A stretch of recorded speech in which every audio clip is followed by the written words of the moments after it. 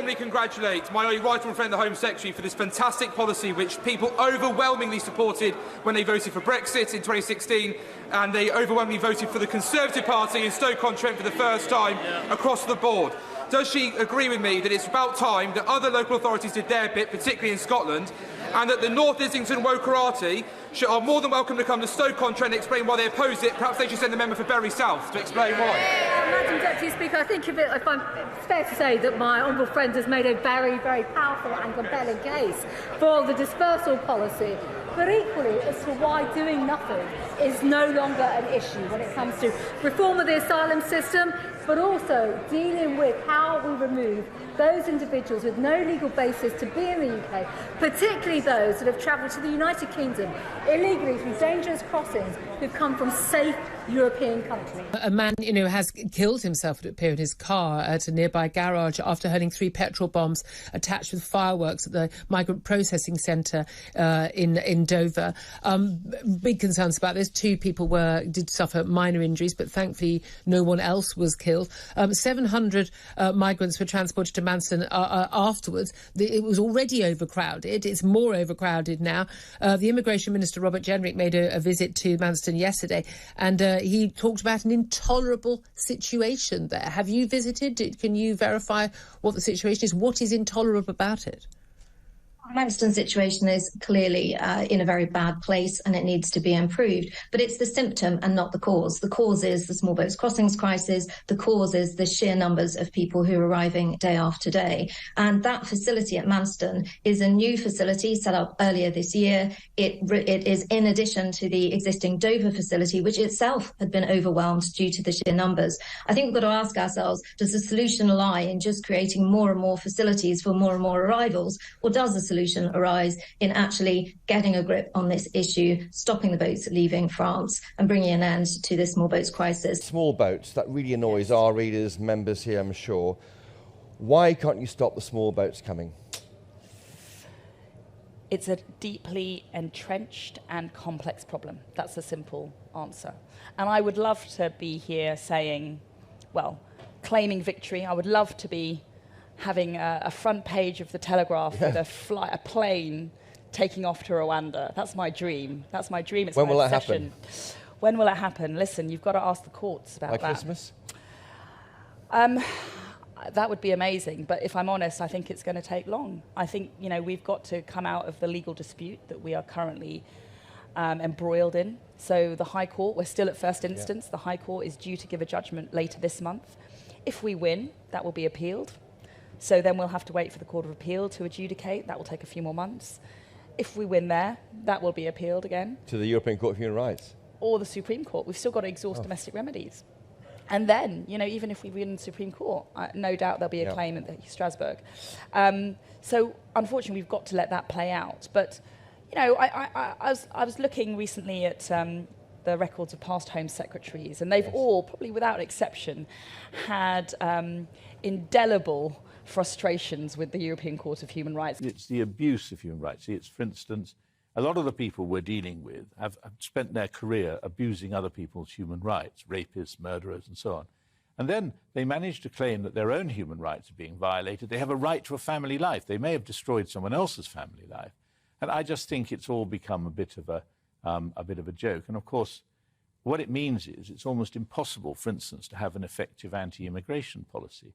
I mean, I personally am not sympathetic to those who turn up on a British beach and then start to effectively jump the queue and who may not be bringing to this country any skills that we need. We're entitled to say as a country, we want someone like him because he can do that, or someone like her can do that, but we don't want this particular one. And the whole reason why they can survive in this country is because smart lawyers being paid by the taxpayer can actually go down to the courts and persuade them that these people's human rights will be violated. In terms of cost, there will be a short-term cost of this scheme, but the hope is that it will become a deterrent and over time that cost will fall. Just so I want to friend agree, but actually, the status quo will end up costing far more, because it's an escalating, potentially never-ending problem, which could potentially bring our public services to their knees through unprecedented demand. It cannot be right for a sovereign nation to have its borders literally overrun day after day by illegal migrants coming to this country, and worse than that, actually being facilitated by evil people smugglers to whom thousands are paid per individual who gets into rubber dinghy and attempts that crossing, sometimes not successfully attempting that crossing, as we saw last year with the awful drownings in the channel. So there's nothing compassionate about allowing this illegal migration to continue. It's extremely dangerous. It's a security risk for this country. And if those attempting those crossings know that they have a strong chance of being relocated to Rwanda, which is a perfectly safe country, an agreement that we have reached with that African nation, then I think it will break that business model of the people smugglers, and about time too. Do we need more migrants to boost the economy? Overall, we need to get net migration down. And that is That's policy. Unfiltered, unvarnished, unapologetic view. Overall migration, net migration, however you want to call it, needs to come down. 239,000 was the last number, if you subtract the number of people coming in from the number going out. And that's really the same as pre-Brexit levels, and we haven't cut overall migration Isn't that extraordinary? numbers. We have left the European Union and the numbers are still the same as pre-Brexit levels. I agree, and I think for me, and I'm not embarrassed to say it, I voted and campaigned for Brexit for sovereignty, but also because I wanted to reduce migration. And for a whole host of reasons. There are structural pressures that mass and rapid migration poses to our country on housing supply, on house prices, on the number of GP places, on school places, on you know, we are dealing with more and more people. And I think it's fair and reasonable, in fact, incumbent on a government to take a rational and pragmatic view on the numbers of people coming into this country. We can't send boats out to literally, apparently, to try to prevent them from coming in, because if we caused an accident and somebody died, that would cause a cataclysm and a crisis. So the options available to the government are very, very limited.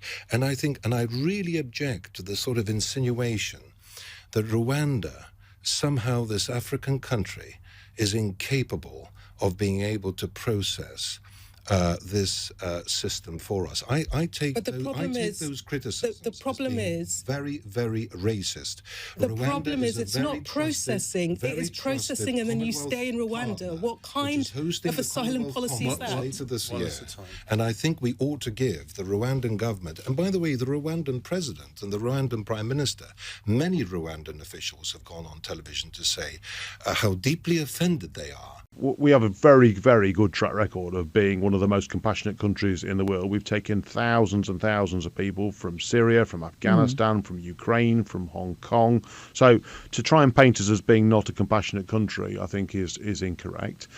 When these people get here, we've got to try and process them as quickly as possible. And that's why keeping them in one location allows us to process them as quickly as possible. But there is a scheme working with local authorities to rehouse them around the country. I think we've put over £20 million into that scheme to support them through the local authorities. But the answer is to break the business model, isn't it? Is to stop those people being exploited and to stop them coming across the channel and to process them as quickly as possible. The only time increasing numbers of these economic migrants when they'll stop coming to our country is when it's a worse place than the place they're leaving. That's not acceptable for the indigenous population of the UK. Have you spoken to anyone in the last 11 years about this?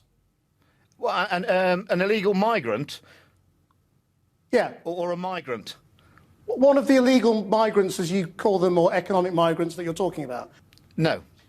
So are you just making all this up? No, I've spoken to those who've been in the back of lorries that have come across from the continent some years ago. Ultimately, they're making a mockery of our border system. They could be radical terrorists. And just in terms of sort of what you think people want, I mean, are you sure you've got the sort of the red wall voter right? They want us to keep our promises, and that is to take back control of our laws, which we've done, our money, which we've done, and our borders, which we're going to do.